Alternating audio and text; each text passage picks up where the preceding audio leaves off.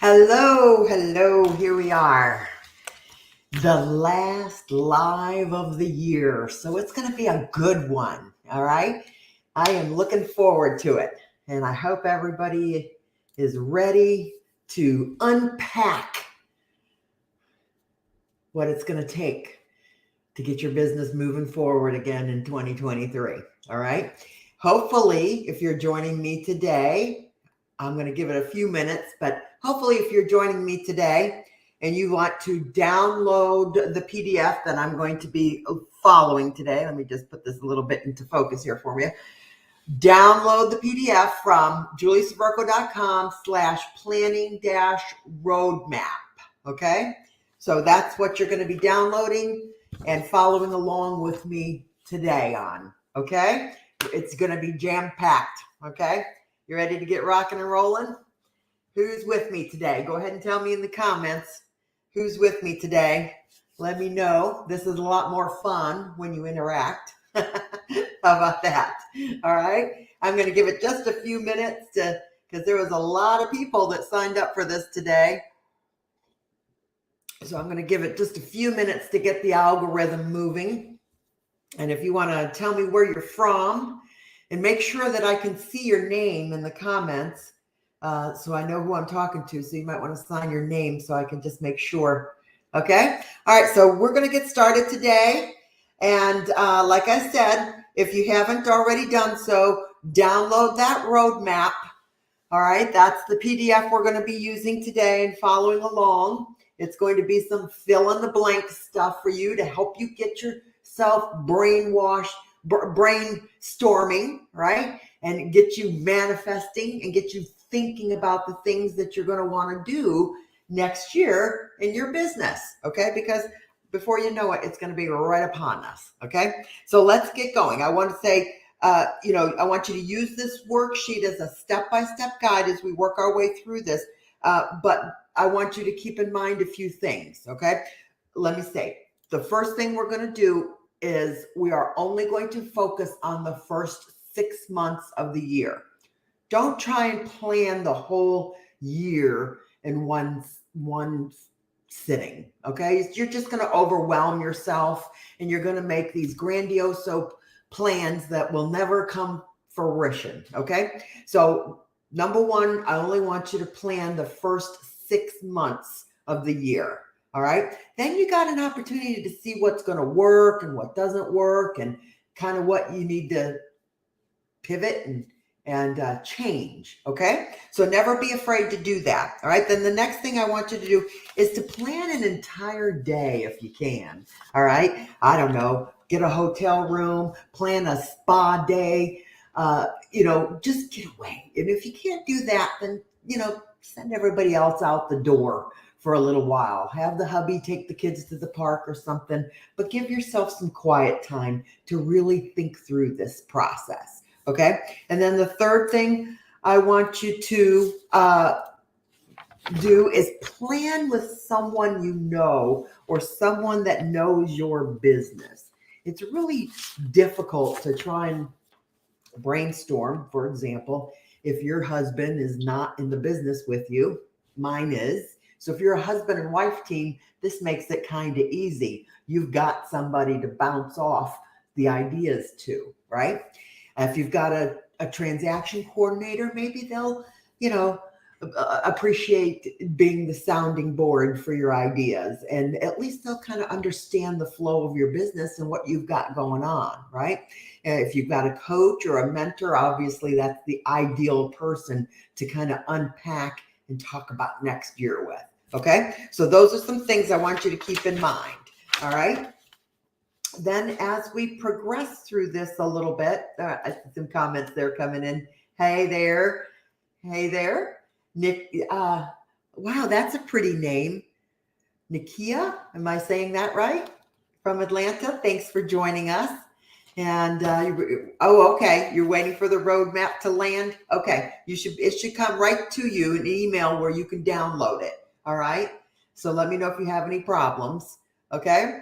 Watching from Denver. Okay. All right, good. You can catch it in replay. Yes, it's being recorded. I'll put it in your email. All right. So you'll be able to The roadmap link again is right here. julieseverco.com/planning-roadmap. Okay.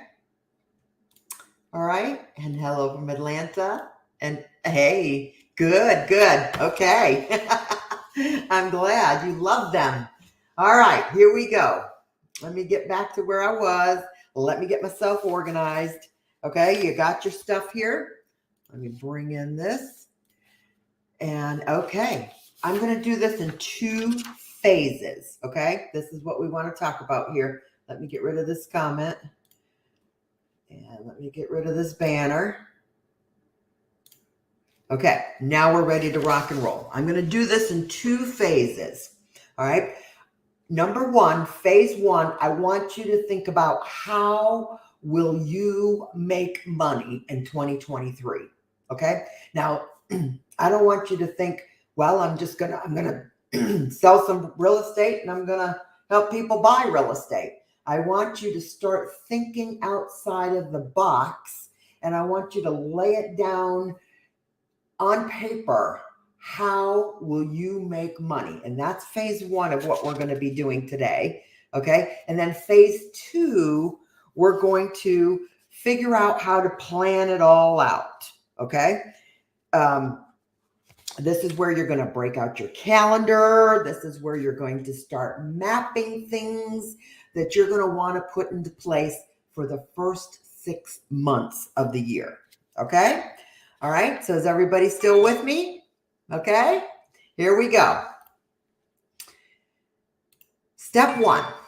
I want you to start brainstorming your opportunities and your big dreams. Okay. Let's say you could wave a magic wand, and no matter what your journey was, you could make anything happen in your business that you wanted to happen. You couldn't fail. What would you do?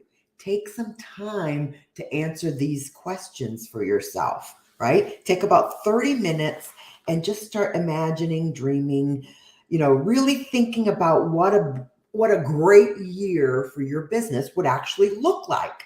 I want you to think about some examples I've put in the PDF for you, right? Would a Facebook group, right? We talked about Facebook groups last week. If you could create 2 or 3 Facebook groups that could really attract the avatar that you want to deal with this year, would that make a difference in your business, right? What would 1,000 new email subscribers do for your business, right? If you're not capitalizing on your email list, that's something I want you to think about in 2023. Okay. What about hitting a certain revenue goal? I don't typically put numbers on my goals, but I've learned recently that is very important.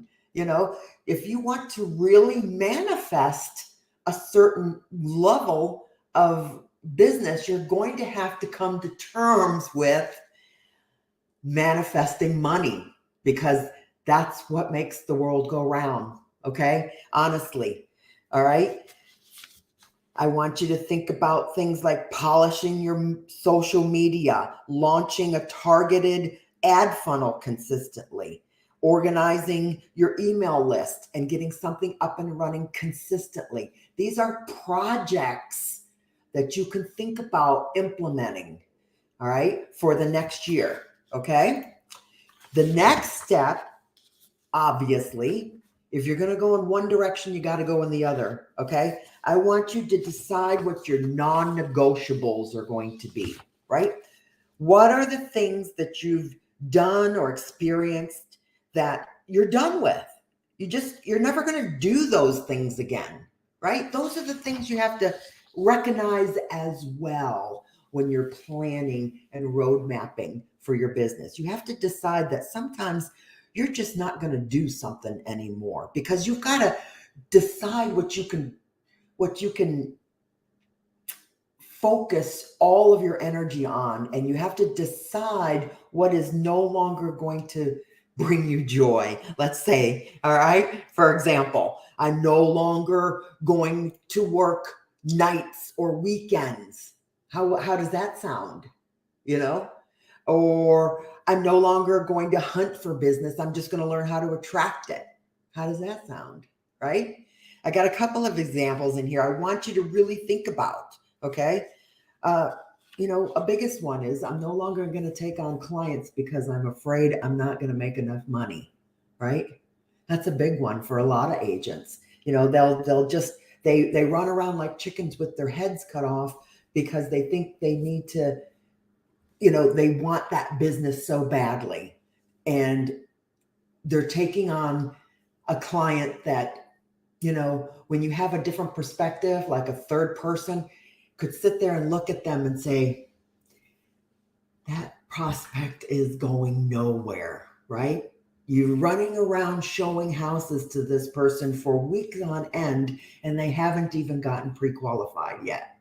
Stop doing that, okay? Stop doing that. Have the confidence to say, look, where's that pre-qualification letter? Put a stake in the ground that that's one of the things you're not going to do anymore, okay? You have to decide what your non-negotiables are going to be, what you're no longer going to do that is no longer productive for your business, okay? When you get those things set aside, that leaves room for more, okay? That always leaves room for more, okay? And next, let's go move to step number 3. Let's go right there. Declare your number. Like I said, I'm not really big on putting numbers down and tracking numbers. I'm just not. I look at results. I look at my habits. I create micro habits that create the results. So I don't, although I know my numbers, I know where I want to be, right? It isn't something typically that I will focus on, but I am going to this year. Okay. So I want you to look at step number 3. It's a single page. I designed it this way. Okay. I designed it this way. I want you to fill in this blank, and I want you to hang this piece of paper where you're going to see it every day. Okay. See, the problem with setting goals and the problem with manifesting and the problem with visualization is you have to keep these props in your life. You have to keep these props visual. You have to keep these goals right in your face, right? Because if they're not right in your face, you're going to forget about them. Okay? They're going to, you're going to look at them occasionally. You're going to look at them at the end of the month and you're going to say, oh, we didn't make our goal, right? But if you have to look at this piece of paper that's got this figure written on here, how much you want to make for the year, okay? Go ahead and put that $100,000 figure in there. If you've never made $100,000 before, go ahead and put that $100,000 figure in there, okay? All right? Even if you can't believe it right now, today, I want you to write that $100,000 figure in there, okay? Because you need to ask, you need to believe, and then you'll receive it, okay? So when you focus on it and you put it on your bathroom mirror and you look at that piece of paper every day, it might make an impact, okay? It might, okay? All right? So let's move on to step number 4. Okay. Step number 4, you got to look back before you can move forward. And I have created a list of questions in step number 4 that I want you to ask yourself. Okay. I want you to spend some time alone with your cup of coffee before the kids wake up or after they go to bed, or sometime when you got some quiet time. You know what I'm talking about? And I want you to ask yourself some of these questions. What did you hate working on this year? Okay. What did you hate working on? You got to ask yourself, what was tough? What was tough? What was difficult? What are you never going to do again? What do you want to change? Right? These are good, solid questions to really drill down on and analyze your business. Okay. When I do this every year for myself, I look at my tools that have performed or not performed. This is the time of year where I'll really look back at my budget for the whole year and decide, what's going to get cut and what's going to get ramped up. All right. Because this time of the year, if you're looking back over the last 6 months, and you have the results of the first 6 months, if you've corrected course in June or July, kind of what works and what doesn't work. Okay. So ask yourself these questions and really kind of dig in to your tools, your budget, you'll know the projects that you started that, there's nothing worse than starting a project and not giving it enough time to produce. So when you take on projects this year, I want you to understand that you need to be all in, because if you just put your foot in, you're really just wasting your money, right? For example, direct mail marketing. If you're going to take on a direct mail marketing project, make sure that you have the bandwidth to keep that thing moving and going, because there's nothing more detrimental than putting a piece of direct mail out and trying to warm an audience when you got to put that out consistently weeks and weeks and months, because if you only do it 2 or 3 times, you might as well not do it at all. You've just wasted your money with these, one and done marketing projects. You've got to put your stake in the ground and decide what you're going to do this year. Okay. That's going to really move the needle. All right. So on number 5, this is where you start pulling out your calendar, right? It's time to pull out your calendar. I use a full focus planner. So I have a quarterly planner that I work with. Get that out and start planning the next 6 months. First thing I'd always do is put my vacations on the calendar first and foremost. Okay. That gets blocked out first. Then you're going to add some special events. You're thinking about the first half of the year. What are some special events that you might want to pull together for your audience? One of the things that I used to do before the COVIDs was a spa day. I had a spa day with a handful of my women customers, my most inner circle referral base. I planned a spa party.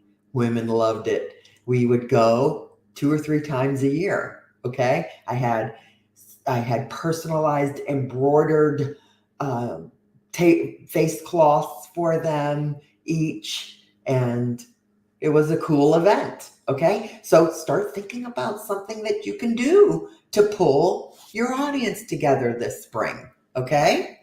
All right. Next thing we're going to talk about is, how do you need to show up? Okay. You need to decide how you need to show up for your audience. Ask yourself, am I able to pull this off? Right? Am I able to logistically keep all of this together? Don't overwhelm yourself. Don't take on huge projects that are costly, that you can't maintain, okay? Or have the bandwidth to keep it moving, okay?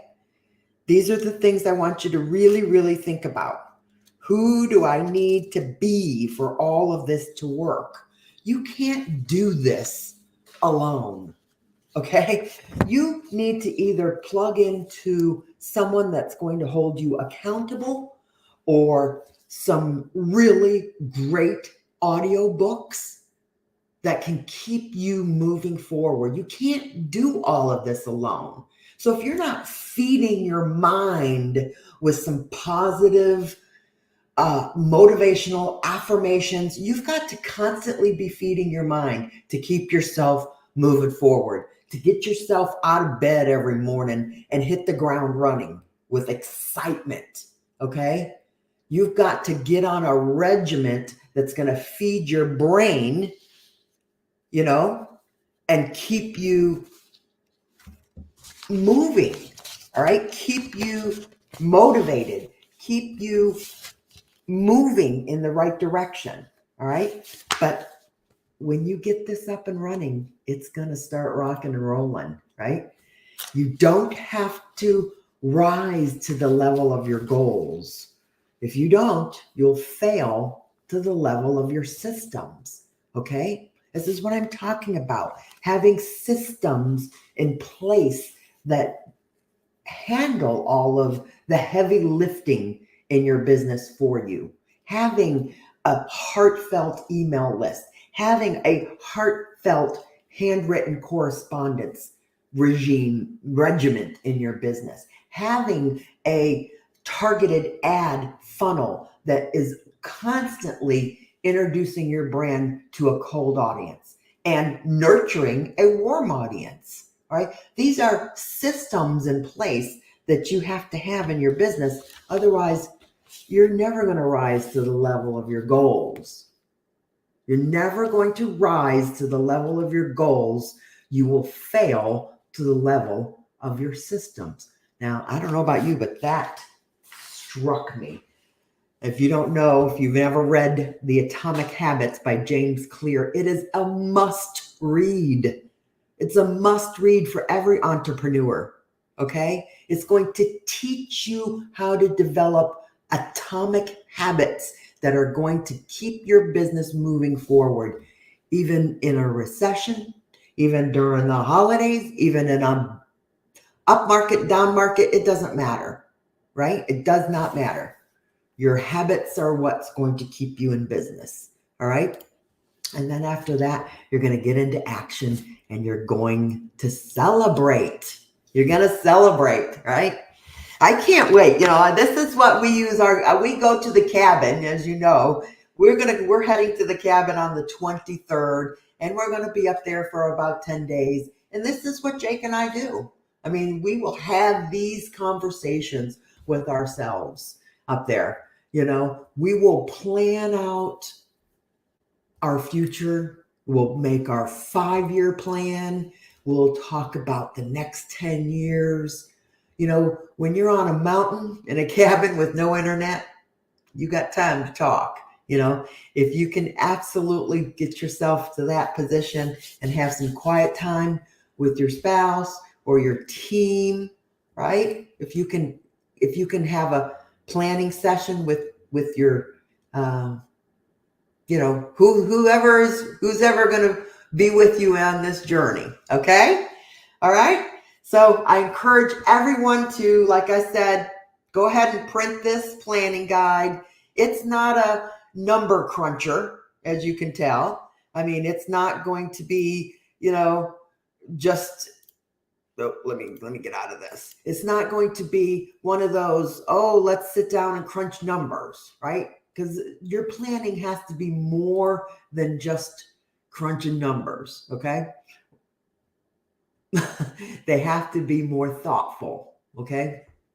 And I hope that everyone has, you know, a great brainstorming session. Let me know if you need any help, okay? Hey, Angie, how are you? Good. Yes. Email, absolutely. If you do not have an email element in your business, you've got a hole in your bucket. You have got a hole in your bucket. That is absolutely something that you're going to want to consider getting up and running for the year. And Merry Christmas to you too, Angie. Yes, good. Yeah, you and your husband do it too? Mm-hmm. Yep, absolutely. If you've got a partner, excuse me 1 minute.